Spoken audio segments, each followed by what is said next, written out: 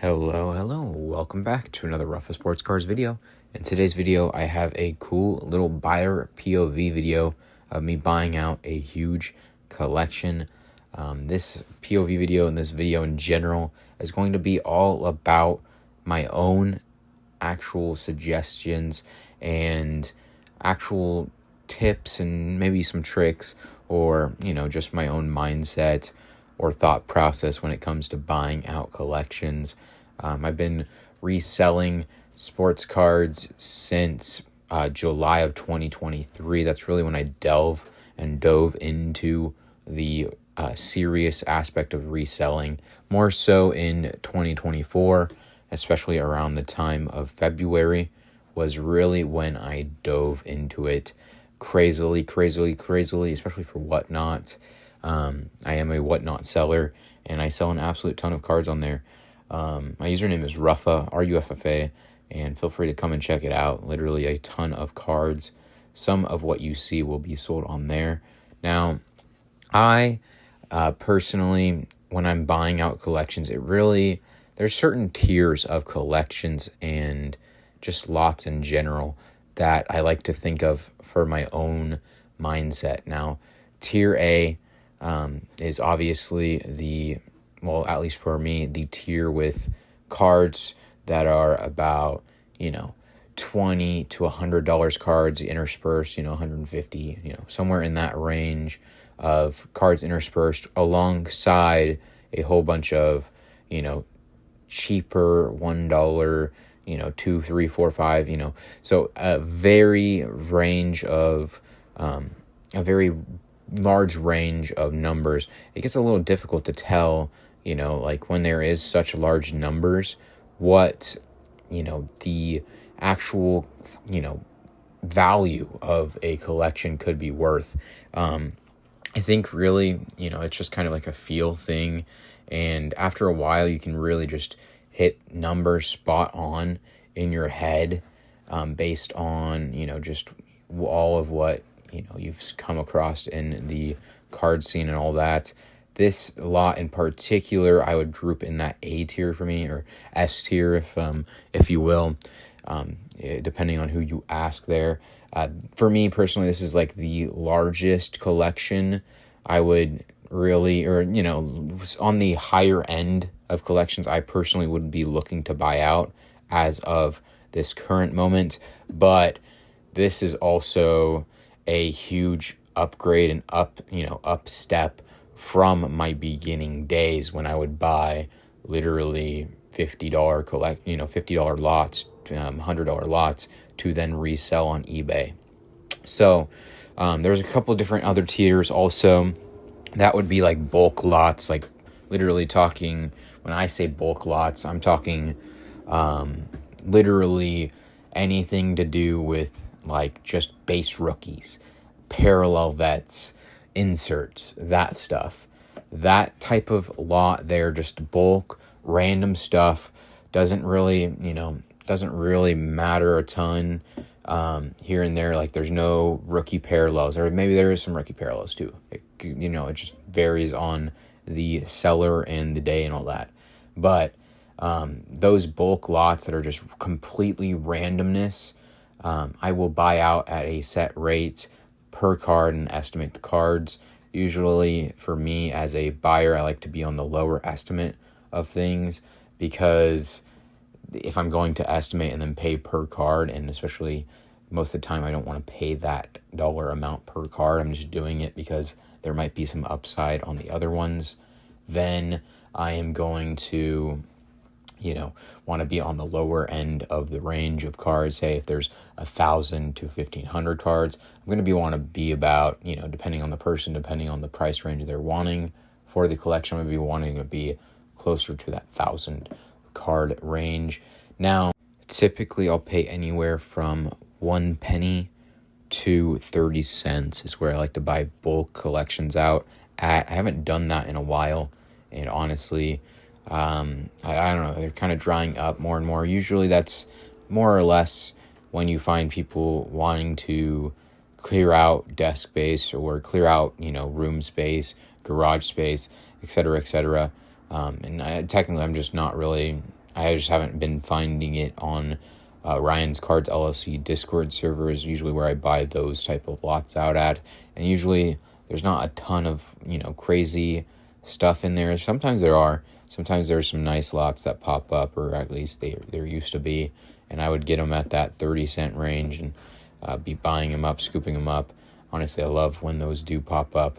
But, you have to take every single card too, right? There's going to be maybe a Justin Herbert green parallel that you might get, if you're lucky, $2-3 for. But there's also going to be a maybe like a third-year veteran card of insert, Tyquan Thornton here, right?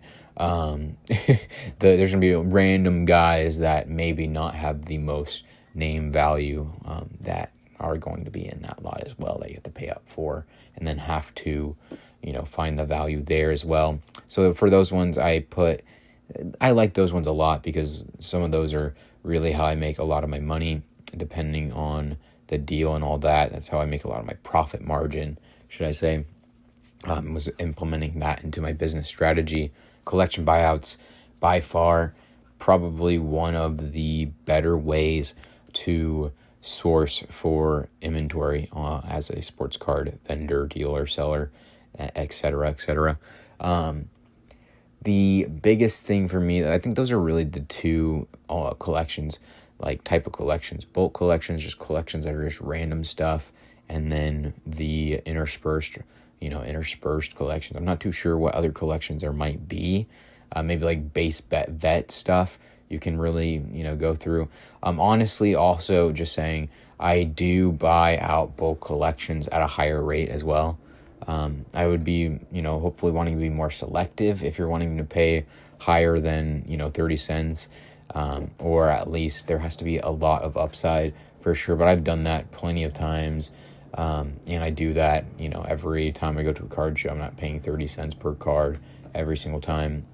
That's only really for certain lots and certain deals, if that makes sense too. Like if it's got only the newest QBs like Jaden Daniels in there, I'm not getting those for 30 cents.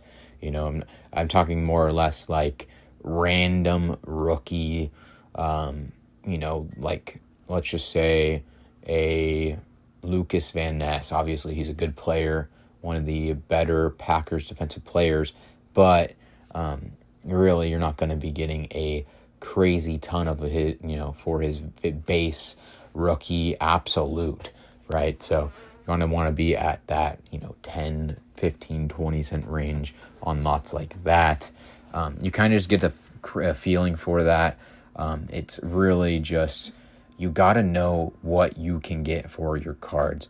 It doesn't matter what I buy cards at. It doesn't matter what he, she, them, whoever buys cards at. It does not matter. You got to know what you can realistically get and expect for cards if you want to be a seller. So throughout this video, I'm talking to the person that I am doing the deal with. And, I'm not just trying to look at cards, and this is not just, trying to buy a collection. I make a connection with the seller as well. And I've done deals with this person in the past. I have videos with the person that is this seller, and this person doesn't like to be named, and that's perfectly fine. I don't mind that at all, but I do still need to get content and get cool and good videos whenever I can. So I did not want to have to edit this video badly for the video. I wanted to actually have good editing, make it where I could just simply show the cards and not have to worry about editing and make it horrible, and actually have a good video. But the entire thing for me personally is it's a whole lot of, you have to know off the top of your head what to expect and what to hope for and get out of cards. Like, if you don't know what to expect, what you're going to get, you need to, have a game plan. For me personally, like, I personally love around the for me personally, like the $3 to $10 range for my whatnot. That's really where I'd like to be, is that $3 to $10 range, give or take, right? Every now and then I sell, higher than $10 cards as well. I sold $40 cards on there and got $2 before, actually recently too, in the last couple months. But the biggest thing is I am trying to source for whatnot. I'm trying to source for card shows. Card shows are usually, I get my inventory from these collection buyouts, from potential trade nights, depending on how I'm feeling about a deal, or how someone's willing to move and all that, or if I want a little more inventory, but the biggest thing is collection buyouts for me is one of the better aspects of my business model, because I can get such a wide range of inventory. I can get stuff for my whatnot, I can get stuff for eBay, I can get stuff for card shows as well. I can grade some stuff also. I think I found 2 potential grade candidates that I'm going to send off in this collection, trying to grade more, and hopefully going to be doing more grading videos. Grading videos are literally some of my most popular videos, and I've only made 1 grading video because that's the only time I've ever submitted cards before. Technically I did like a prep video, but nonetheless, it really, if you're starting out, you need to take your time. I cannot stress that enough. You need to look up cards. You need to know what cards are, what you're going to expect. You need to know your margin. You need to know your profit margin. If you're just a person who's been buying lots of cards and you're going to do your first big deal, trust me, you're going to make mistakes along the way. My first big deal I did, I was stressed out. I did that way before way before I did my YouTube videos, actually. I did that around, I want to say September 2023 or so.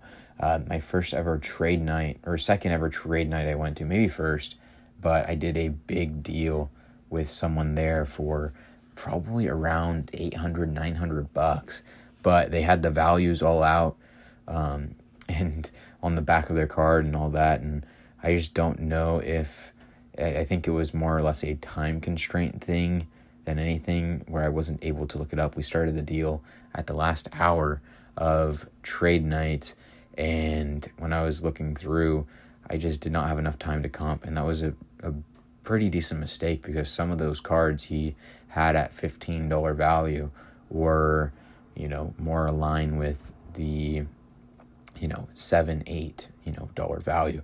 So really take your time if you're going to do a collection buyout or a bigger lot purchase as a first time, or as a beginner seller. If you're on your first journey and trek, it really, and even I still look up comps. You can see what I'm doing right now while I'm looking through these cards are trying to find cards I need to look up, because I need to know the value of this collection, of this lot purchase, or else I'm just not going to actually succeed in buying.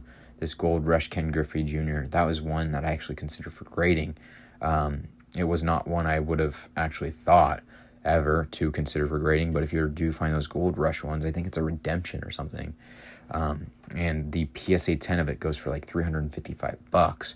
Obviously, it has 10.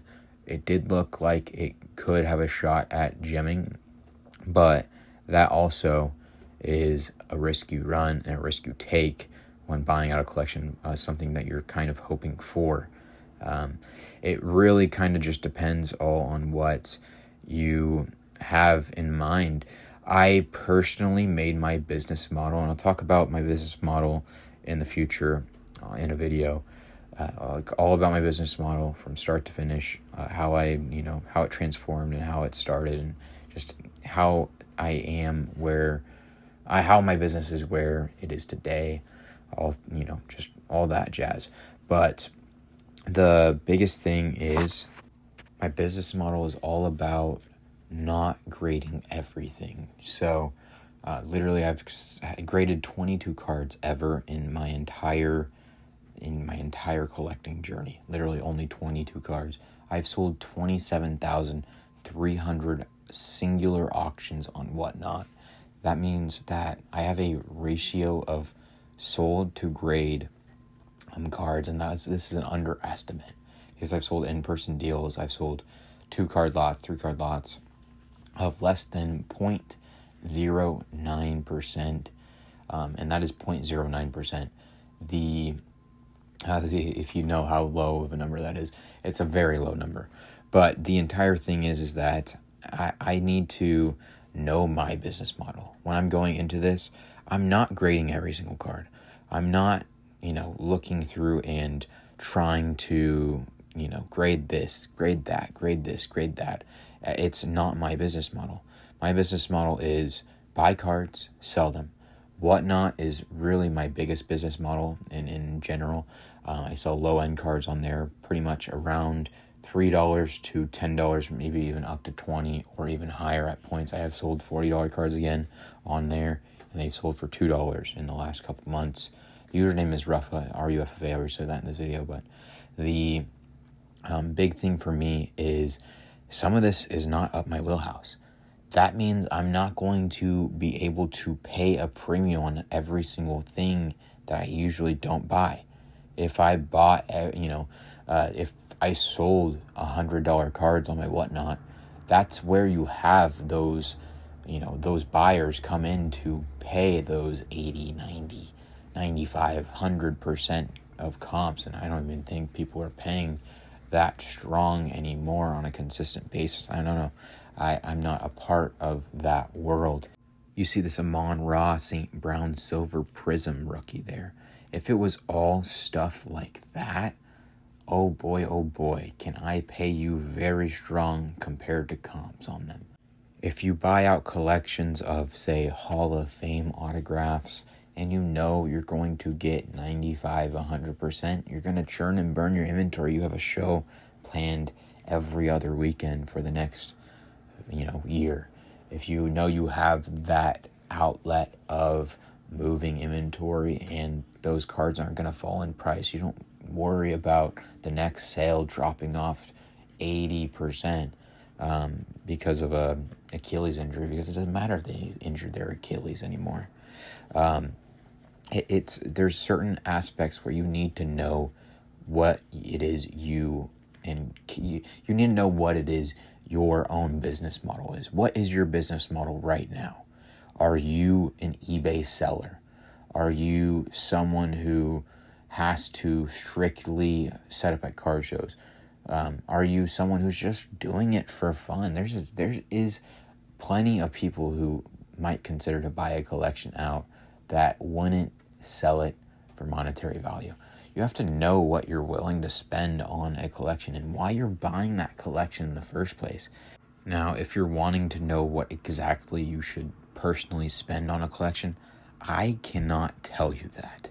I literally cannot know what you should pay for a collection. I can simply suggest a price potentially, but I don't do that much, if at all. I've done that with one person, I think, where he was asking me simple advice, and I said, well, if I don't think you could go wrong at, buying at this price point.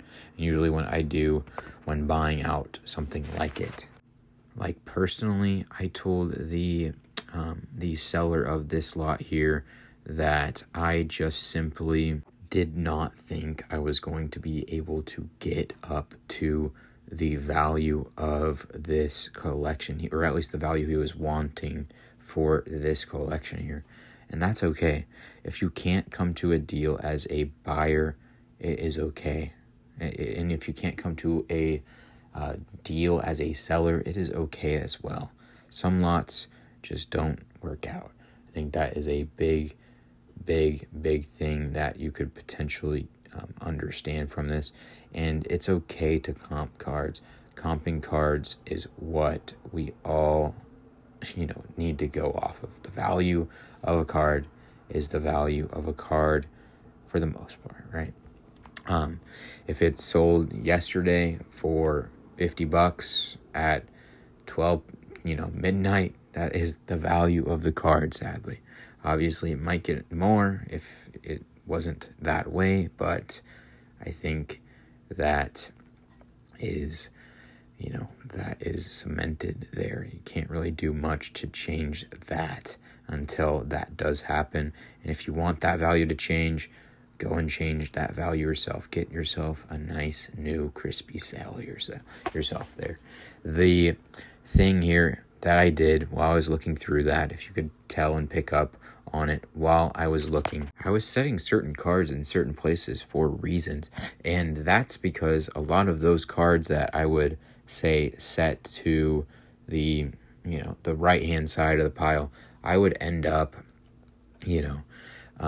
saying, I don't personally know the value of that card. That card could be very well a $100 card. I have zero idea. Obviously I know some, I know enough to be a little dangerous here and there every now and then. That's why I know some of the cards to look up, obviously. But this is also the live, literally, this is live. Literally, look, I'm typing, and that is on the right-hand side. Shout out to the viewer for saying the looking at the camera was boring, but that's literally my phone screen to the right while I'm doing this live. It's pretty cool, I think, personally. But the thing here is getting the values down, agreeing to a value for a card. Obviously, the seller here, I don't know if I said this yet, but the seller here wanted $3,500 for the collection. That's a lot of money. A lot of money. When a collection gets to that point, I need to have probably upwards of $5,000 value if I'm going to buy it. And honestly, it needs to be at that minimum probably. And I'm going to make a video about comps. I'm going to make a video about comps because of a comment someone left on my YouTube video one day. The little thumbnail is just going to be comps and quotation marks. And then I'm just going to make a video of me talking about it. But that would really need to be where if I valued, or if I wanted to buy a collection out at $3,500, I would think there at least has to be 5,000 plus value that I can get back for it for myself, or at least $5,000 value, and then hope to, make my 30%. That's really where I'm hoping to, make in total, including spending on supplies and everything. That's really my number that I would love to hit every single time I can, is 30% profit margin. So buying out certain collections, certain stuff might not help me contribute to that if I do overspend. This collection here, I'm going through these values because I want him to know why I put a value of what I do, and I also want to get a grasp. This is the first time I've ever seen this collection. I saw a tiny little preview. I've done multiple deals with this person before where I guessed that we would be able to do another deal on this time, and this was actually one of the longest times I've been able to work out a deal with this person. So it really did, did wonders for us both to actually be able to look through and say why I think this is that, and this, that, and the other two, right? Now, I'm also not going to look up every single card, right? I just want to gauge my own, my own thoughts, and validate it for myself too while I'm looking through. I can think and estimate a lot better when I know the rough value of, a good little bit of it too. The thing here is once you get a lot of the value, like there was a lot of stuff that I was looking up that were the better stuff at a certain point here. Like right now I'm kind of just looking up anything to do with anything, right? Literally sub $10 cards. I have no idea if it could be, I had no idea if this could be a $100 card or not. I have no idea, right? So I'm going to check it out, make sure that, my own mind is not, especially on new stuff, right? Baseball and soccer, I have no idea. That Neymar could be crazy. $15, still a great card, but now I know it's $15. I know the value of it. I know what I should expect to get out of that card. And for me personally, I am hoping to make about 80% of the value on cards pretty much around $10 and up. Sometimes even $5 and up, depending on the card, if I don't think I can sell it on my whatnot, and get maybe a little premium for it, or but on average $80 or 80% is where I like to be on certain value cards. So it's really tough to see the value of oh, I think you have $3,000 in a collection here, on the bigger stuff or something. The big thing is that I am not hoping to get $3,000. This was a tough card to figure out here. This out of 10 gold Grant Williams. It's a gold shimmer from First Off the Line. This is autograph. Grant Williams is a card collector. He's not the most crazy basketball player. He's not Michael Jordan. He's not LeBron James. He's not Larry Bird. He's not someone like that. But he has name value in the card collecting community. He collects his own cards also. He has some pull and some weight in different areas where some people don't. It's the same thing as, let's just say, like an Angel Reese. She has a different pool because she has a lot of Instagram followers. She's the most followed WNBA player in the league of all time, right? So her pool is different. Her pool is popularity in a sense of she's known Instagram, social media wise. Caitlin Clark's known household wise, right? Obviously a lot different, but it's some people have their own markets for certain reasons too. That is my main thing I'm trying to get behind. But so like there was $90 cards there, $80 cards, etc. That Grant Williams just was a little tough for me to figure out. But we get the screen recording going back up here. But I wanted to mention on that Grant Williams, because sometimes you're going to find a card that you have no idea if you're going to get $50 for it, or if you're going to get 300, or more bucks for it. It's really a toss-up on value. For stuff like that, I really like to be as conservative as possible as a buyer.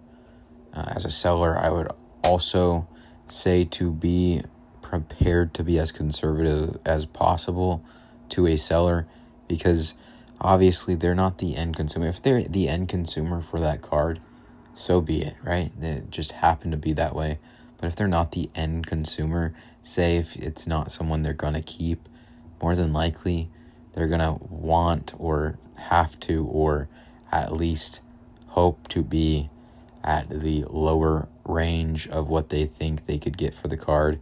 If you say, let's just say it's a $20 to $400 card, right? Well, $20, doesn't really move the needle a ton. It's not going to move the needle. 300, 400 more bucks. Is $400? Yes, it is. But if there's no way to tell what a card is worth, that you could sell tomorrow for, there's just no way to know. So a big thing there is, I would just say, try to value it without that card. That is a big thing, or at least know there's a little bread and butter there if you might have to pay up.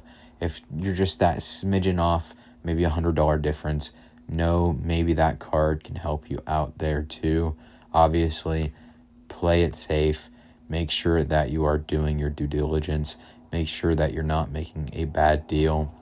I can't hold your hand through the deal process, but I can tell you how I do my own. And how I do my own is making sure that I am comfortable. I'm comfortable because I can know the value of cards and guess and do a range and know what I'm expected to get for, X amount of cards if I sell them my whatnot, and get an average of this amount per card of it. And the other cards can then, help equate to some extra revenue there. If I didn't have the whatnot source of income, I wouldn't even be doing this right now. I would not be buying a collection out like this. Maybe I would be, because I was doing eBay, and I was doing eBay a very ton. I was actually making eBay videos at the beginning, but a big thing for me is that cash flow, also the sheer quantity of inventory I can move. We did end up being able to get a deal done for this collection, just a spoiler. And I got probably an entire Whatnot show worth of inventory from this collection. I did not expect that. And I'm a little picky here and there, depending on my mood and depending on how it all works out. But yeah, I'm a little picky on what I like to sell and whatnot. I don't want to be selling a random prism base of, a random rookie like Akeem Okonwu or some name that just doesn't have crazy name value. It's just not for me. I'm not trying to be that whatnot seller. I want to have more or less a better, array of inventory on that lower end and that lower scale of inventory. So I was telling him I don't think that I could get up to that $3,500 value off of what I see in this collection. And that's because this wasn't the stuff that I really pay a premium on. The last collection I had bought out from him was a lot of more my stuff, my speed, that $3 to $10, oh my goodness, stuff that I love. I love that. Literally, that's my favorite market, and I think, honestly, I don't know if I'll ever be able to move away from that market just because of how much I love it. I wish it was a lot easier to source, especially online and from you guys as viewers and all that. I'm trying to figure something out on that. Maybe stay tuned in the future. I was considering a website, but the big thing, take a drink of water for every time I say the big thing for me, because man, oh man, you would stay hydrated. But the nice solution I've found is to more or less just try some business cards. I'm thinking about getting some stickers too, but there's a lot of random stuff in here too, right? Like there's going to be autographs of legends. There's going to be this and that. I was kind of telling him my thought process on why here and there, like what was just running through my head. I was trying to talk out loud to him, say, like I have to look those up, and why I had certain things in certain places, and why I'm looking up this, side and the other such stuff, why I just know it off the top of my head, because I do just know a lot of values off the top of my head, especially for that $3 to $10 range, even less value too, right? 1 to 2 and lower on where I would pay personally off the top of my head. But a lot of this stuff is wild card stuff that I just don't know if it's if it's $100. And that's okay. I'm not going to know every single thing off the top of my head. And no one is, if someone says they do, they're not being truthful, because I'm guaranteeing you I could bring out a card or show them a card and they cannot actually know 100% what the last sold is. I guarantee it. Obviously, you can have a hunch. You can get it right. You can guess right, but you cannot get every single card right in existence. There are too many cards, too many different companies, too many different trading card sets. So I think my biggest recommendation for you is to know your own market. Stay in it. Like Gaby Card Stacks, he does a lot of college football season right here too. Shout out Gaby. But the thing is that I don't personally try to go and buy WNBA cards. I'm not trying to buy out a WNBA collection here. If this was just WNBA, I probably wouldn't buy it. And that's because I don't know it. I don't know what the interest is on I obviously know what an interest is on Caitlin Clark, but I don't know what interest is on Aaliyah Edwards Prism Base. I have no idea. Is it a $2 card? Can I sell it on my whatnot? I might get 50 cents for it. Not for me. This a lot of this stuff, like this out of 25 Jalen Green courtside blue disco prism. Obviously, $4.25 sale. Low, definitely low for a Jalen Green, undoubtedly. But that is the last sale. I can't try to put it out for $50 and then hope, someone sees that $4.25 sell and say, would you take 25? I mean, maybe, but the odds of that happening just slim to none. You really have to try to go and make your own comp, or hope that someone just doesn't care about looking up comps or something of that sort, or they see that card and they say, I need that in my personal collection. I'm a Suns fan. He just got traded. I need that card. And that's why I like certain cards too. But, yeah, I cannot stress it enough. Know your market. Know when you need to look up stuff. Know when you have to say no to a deal. Like, I'm telling him here, like, this is a lot. Like, I'm trying to, like, figure out, just the sheer, actual guesstimate of value, and just how seriously we are getting in value, because I'm having a tough time coming through. I'm kind of asking him, like, what the bottom dollar is, trying to save myself some time from even trying to look any of this stuff up or trying to work a deal out. Also, this is going through this is like a middleman deal. So he's selling it for his friend. He was talking about a number to 5 autograph that was like, $90 or something. And I saw the Curtis Samuel Green Select number to 5 autograph. He was saying it was a different one. I'm pretty sure he was talking about a Warren Moon, I'm pretty sure, patch autograph, maybe just a patch. I think it was patch autograph or something of that sort. But he was trying to say that there was some really decent value in there, and he's just, so, we were talking back and forth about the value of the collection. Just sometimes you're just not there in your head, and it's okay to talk through it. After a certain point, I get to a total value of cards. Technically, he was the one who brought up the total value of the cards that I had here, and it was like $1,300 dispersed in value from just the cards I comped out at the end, you'll see.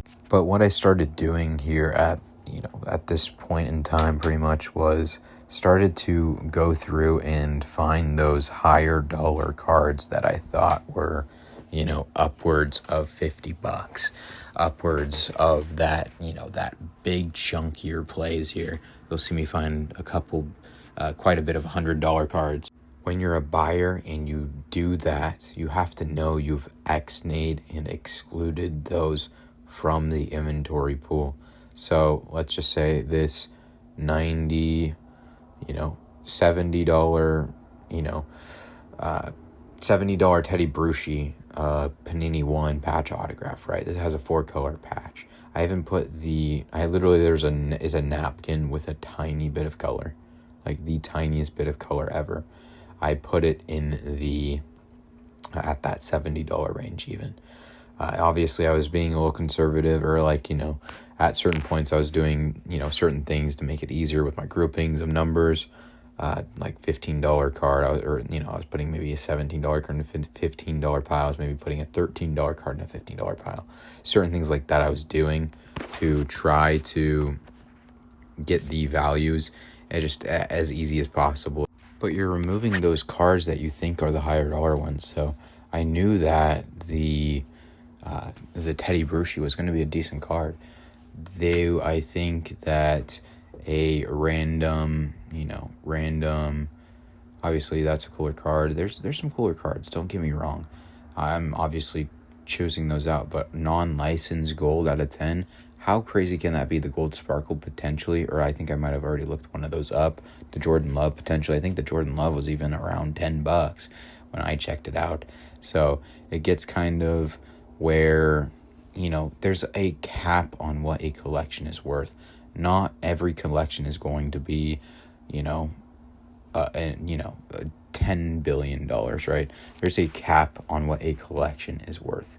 And once you take out those higher dollar ones out of circulation from that collection and already put a value associated with them, you're going to run out of value in the rest of the collection.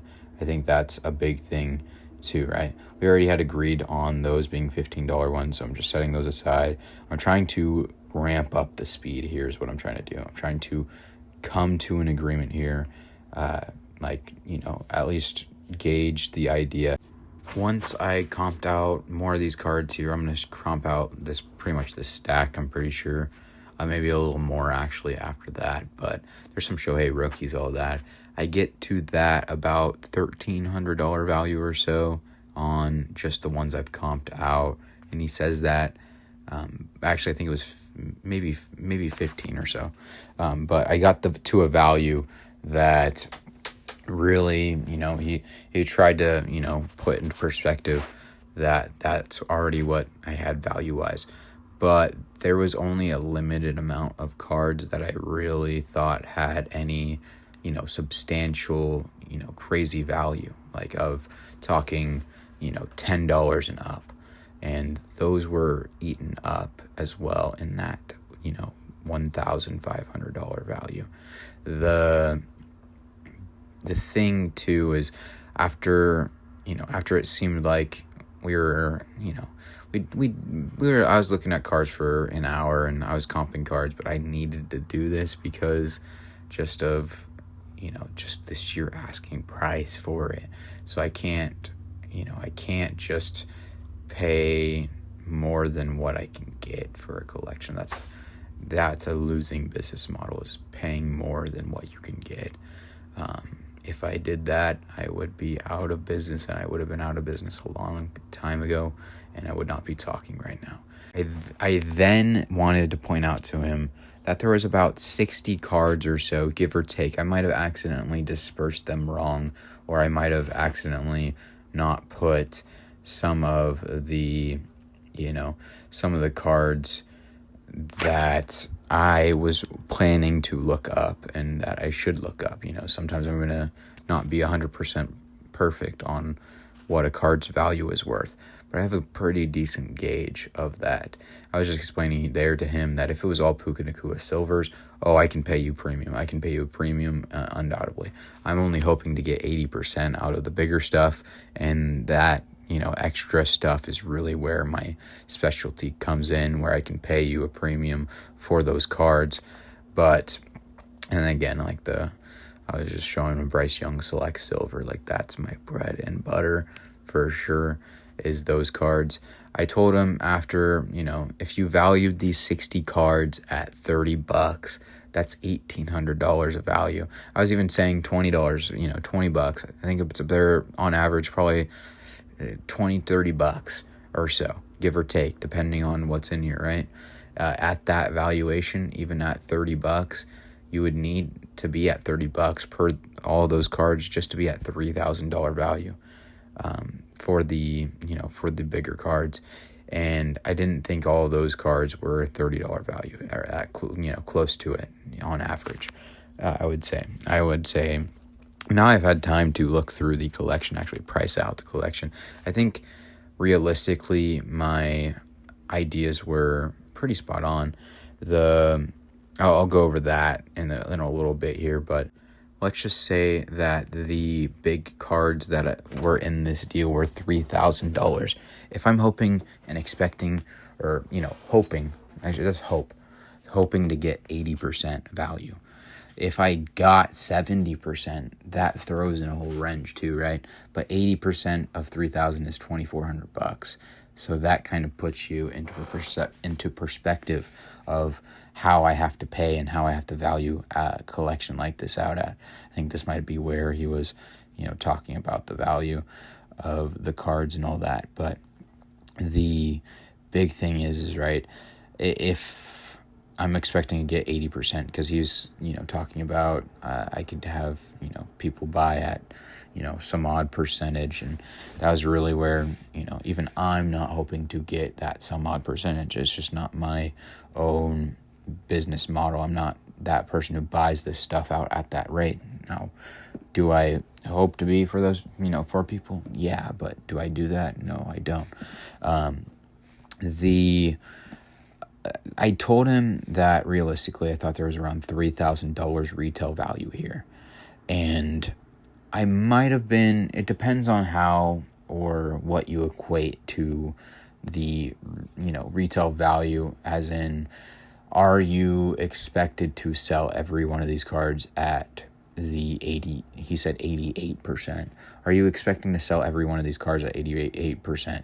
I don't think so. I don't think people are buying a Magnitude, Tyreek Hill, Anthony Richardson, Green Prism Portals, a random Terrell Evans Contenders autograph at 88%. Are people buying LaMelo Hyper Prisms? Sure, yeah, that's most definitely a card that someone might potentially buy at 88%. But is someone buying out your entire collection for that? I don't think so. And if they are, then obviously we probably want to be talking right now, because I think the more point of this collection buyout was to clear out space, to get it out of the friend's house, than it was to get the most value, or get the top dollar on the market for a JJ Watt top platinum or a rookie refractor that someone might offer you 50% on, give or take. But this is me just doing the math here on what's there on the left-hand side. I do the math, get the rough estimate, and then say, hey, you probably have about, if I did say it was $30 value, and that was me being generous, and even on the estimate, it was pretty generous, saying $30 average on just those cards. If I did that, then you would have $3,000 value. Do I think those cards are that value? No. The $3,000 estimate, I really think, comes into play where there's about $400 of decent caliber whatnot stuff. And that might be, something that varies depending on the person, right? But for me, I think, an average of what you might be able to sell, certain whatnot stuff for to somebody and be okay with, and them buy out maybe the quantity and, quality that I do. It would be depending on the card too. Some of it I might not want to spend crazily on, like a Terrell Evans or I think it was Terrell Lewis autograph from Contenders. Like, I'm not going to want to pay, $1 for that. But if I can get that at a discounted rate, or if I think that there's a ton of value, sure, I might potentially try to take a chance. It also depends on the dealer too, right? If I enjoy the dealer or have a relationship established with that person, then I'm sure going to buy it out. I was explaining to him why I thought the last collection was worth more personally, because there was like an entire 5-row box full, and the 5 rows are longer too. That was literally an entire row, and this one wasn't even an entire row. And these gold sparkles, I'll look up, like there was like 3 of those, and that Marcus Mariota was only like a $6 comp. So when I was estimating, how did I come to that $3,000 might be what you're asking. My thought process was, I thought it was more or less going to be about $15 or so average in just that $60 or 60 card lot pile. Maybe a little less, maybe a little more. So what is that? That would be 15 times the 15. Let's just say it would be 1,250. I think I could be wrong. I'm very tired right now. I'm doing this right before I go to bed, just because I have a very busy day tomorrow to get all this stuff ready for whatnot, and then also taking care of my mom still. But that would be about $15 value, maybe 10. Just put it at 10 with the 60 cards there.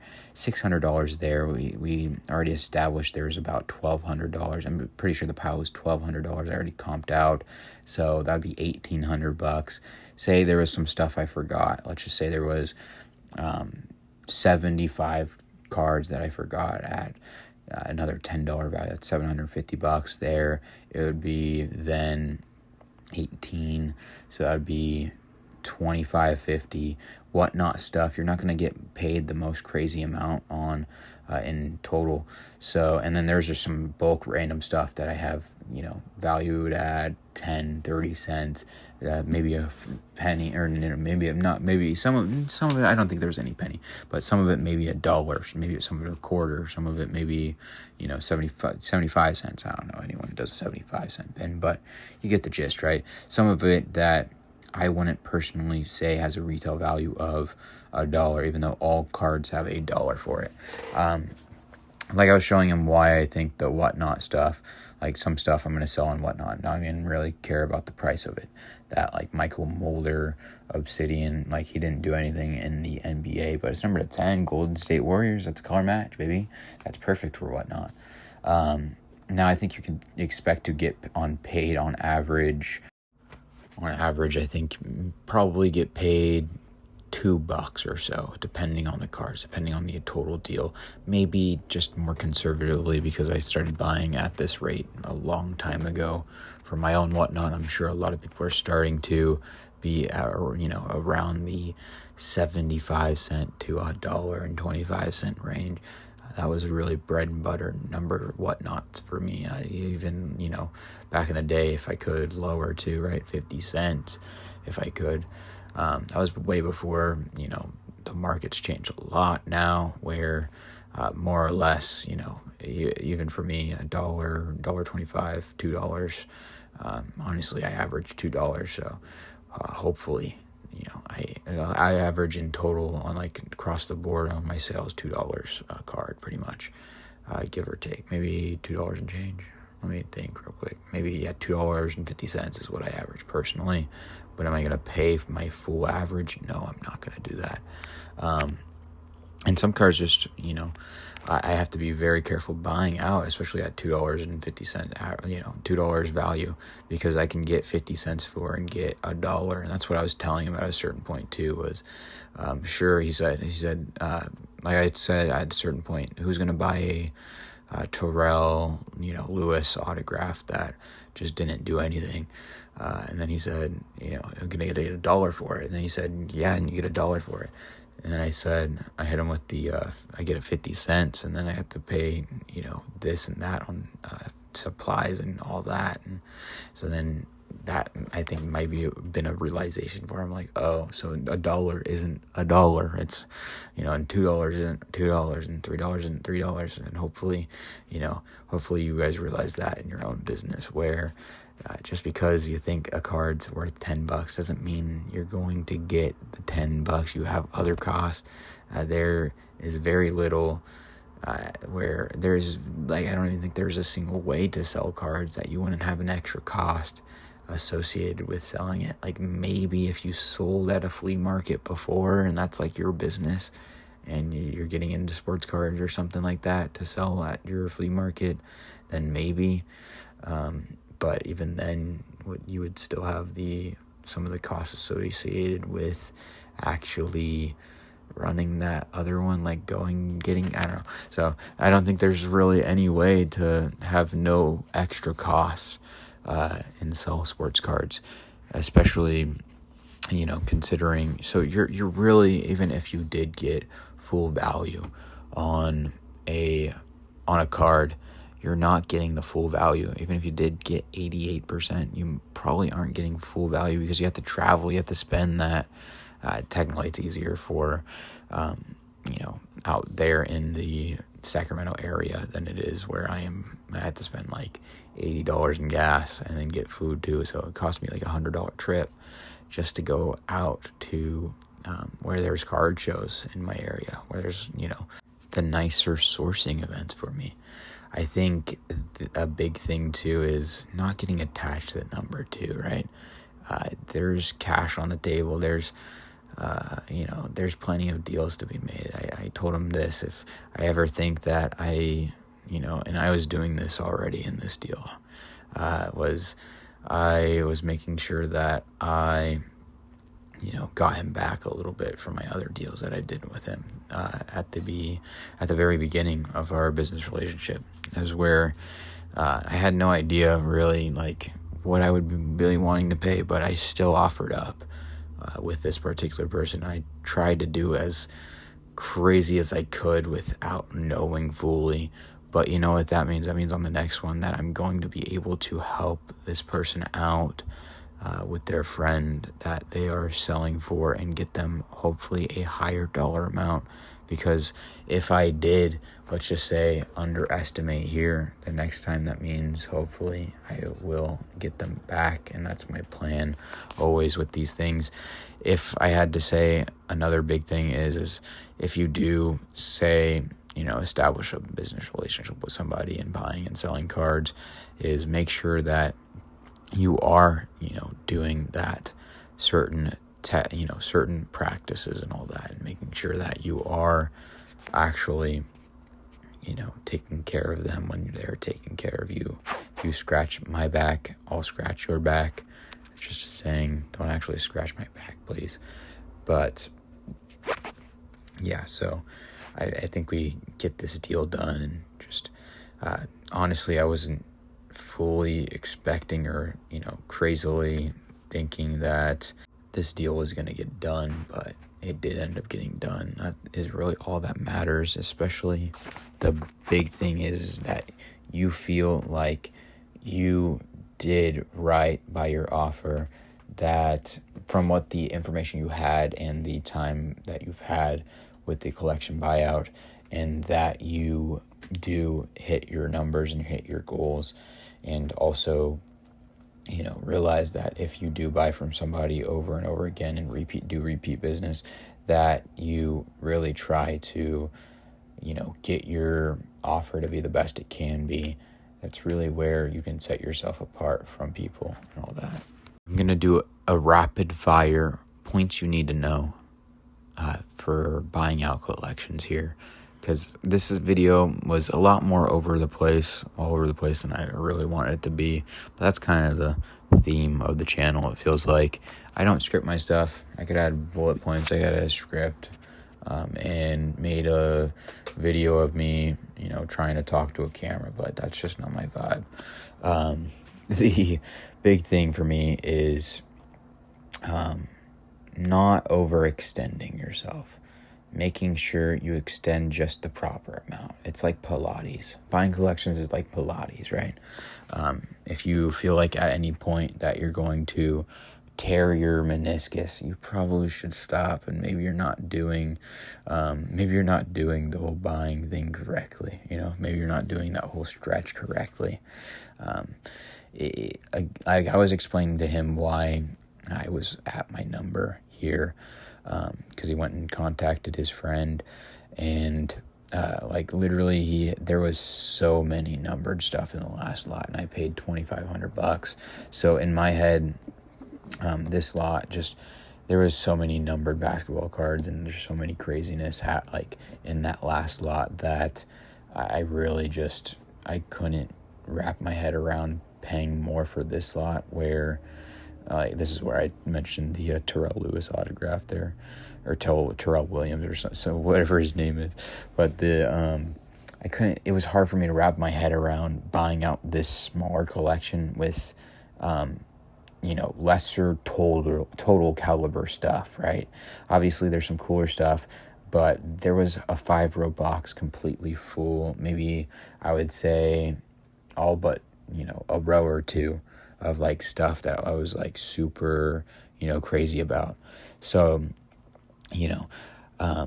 and looking now at it, it wasn't as far off as I was originally thinking, but also at the same time, if you look at the percentage I paid, I do think the other one did have a little more premium to someone like me, at least my business, the way I sell cars and do things, it had more of a value to me. The last one did than this one, where I just had a little tough time finding that value. So really, at the end of the day, it is cards, it is cardboard, it is, it's not something that should be life or death. And I think the connections you make with somebody, or the just the way you do in business and present yourself, really changes everything, right? But so yeah, we did come to an agreement. He reiterated my points that I was making to his friend, and we did come to a conclusion and a end price here. I only have literally 50 seconds of footage, so I have to do my little outro here. But I hope that you guys learned something, that you guys enjoyed this video, just me talking about the concept of buying out collections, and hopefully this helps you guys in some way or the other, and hopefully you found some value to this video, and hopefully you decide to subscribe if you did enjoy this video and you are still listening, because that would help me out a lot. Leave a like, comment below, and just absolutely show your support, because I appreciate you. I hope that you enjoy this video. Thank you for watching. Take it easy with me. I hope I see you in the next one, and deuces.